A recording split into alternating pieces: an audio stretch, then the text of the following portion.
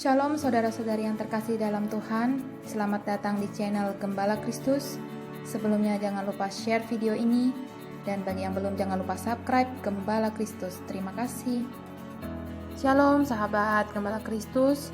Pernikahan adalah ikatan suci dan kudus yang melambangkan hubungan antara Kristus dan pengantinnya atau tubuh Kristus. Matius 19 ayat 6, demikianlah mereka bukan lagi dua, melainkan satu. Karena itu, apa yang telah dipersatukan Allah tidak boleh diceraikan manusia. Jadi, kita harus menghormati dan menjunjung tinggi pernikahan, karena pernikahan merupakan komitmen seumur hidup. Sayangnya, akhir-akhir ini kita semakin sering mendengar perceraian dalam kehidupan rumah tangga. Pernikahan yang kudus dan suci yang bertujuan untuk memuliakan Tuhan telah berkurang maknanya. Salah satu alasan yang sering kita dengar dalam perceraian adalah ketidakcocokan suami dan istri. Pada dasarnya pria dan wanita adalah berbeda. Jadi, dengan perbedaan itu kita harus saling melengkapi. Sebelum lebih jauh membahas perceraian dan pernikahan kembali, perlu diperhatikan pandangan dasar mengenai perceraian, yaitu pertama Malaiki 2 ayat 16a. Sebab aku membenci perceraian, firman Tuhan Allah Israel. Menurut Alkitab, kehendak Allah adalah pernikahan sebagai komitmen seumur hidup. Kedua, Matius 19 ayat 8. Yesus mengatakan bahwa Allah mengizinkan perceraian, tetapi tidak memerintahkan. Perceraian itu diizinkan, bukan diperintahkan. Hal ini terjadi karena kekerasan hati manusia. Dosa membuat hati manusia menjadi keras yang mengakibatkan manusia sulit mengampuni, menganggap diri benar, menolak untuk berubah, keluarga berantakan, bahkan perceraian. Pertanyaan yang sering timbul adalah, apakah alasan diizinkannya perceraian?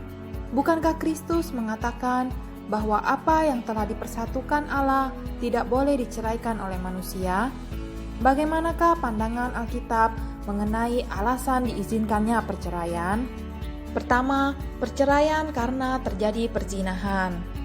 Kontroversi mengenai apakah perceraian dan pernikahan kembali diizinkan oleh Alkitab terdapat dalam Matius 5 ayat 32 dan Matius 19 ayat 9. Jadi, perceraian diizinkan jika salah satu pihak berbuat zina. Hal ini bukan berarti ketika suami berzina, kemudian istri menceraikannya, atau sebaliknya, ketika istri berzina, kemudian suami langsung menceraikannya. Jadi, maksud Tuhan adalah ketika di dalam pernikahan terjadi perzinahan, kemudian seperti yang kita ketahui, pola awal pernikahan tidak mengenal istilah perceraian. Lalu, mereka tetap melakukan segala upaya untuk memperbaiki pernikahan, tetapi gagal, sehingga pernikahan mereka tidak bisa dilanjutkan, maka perceraian itu diperbolehkan. Setelah perceraian terjadi, pihak yang tidak berzina boleh menikah lagi, dan di pandangan Tuhan ia tidak berdosa. Kedua, perceraian karena perbedaan iman kepercayaan. Alasan kedua, perceraian diperbolehkan di mana pasangan yang tidak seiman tidak lagi menginginkan hidup bersama dengan pihak seiman. Terdapat di dalam 1 Korintus 7 ayat 12-15. Jadi, perceraian tidak boleh dilakukan dari pihak Kristen, kecuali ketika pihak yang tidak beriman minta perceraian sesuai 1 Korintus 7 ayat 15, yaitu tetapi kalau orang yang tidak beriman itu mau bercerai, biarlah ia bercerai.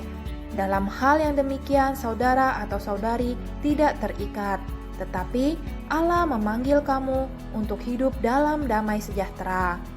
Ketika sebuah perceraian dilakukan, usaha untuk mempertahankan rumah tangga mereka pasti tetap dilakukan. Akan tetapi ketika usaha untuk mempertahankan pernikahan tersebut akan menimbulkan masalah atau konflik yang lebih besar, harapan tidak ada lagi dan pihak tidak beriman terus mendesak untuk bercerai, maka Tuhan mengizinkan perceraian itu terjadi. Dan ketika perceraian itu terjadi, pihak Kristen tidak diperbolehkan menikah terlebih dahulu, kecuali pihak lain itu terlebih dahulu menikah.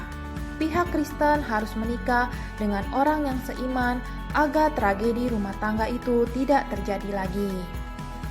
Perceraian sering menimbulkan dampak negatif terutama untuk anak-anak.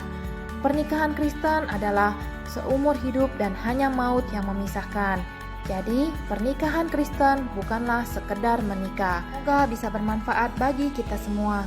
Tuhan Yesus memberkati. Amin. Terima kasih sahabat Gembala Kristus telah menonton video ini. Sampai jumpa di video-video berikutnya. Tuhan Yesus memberkati.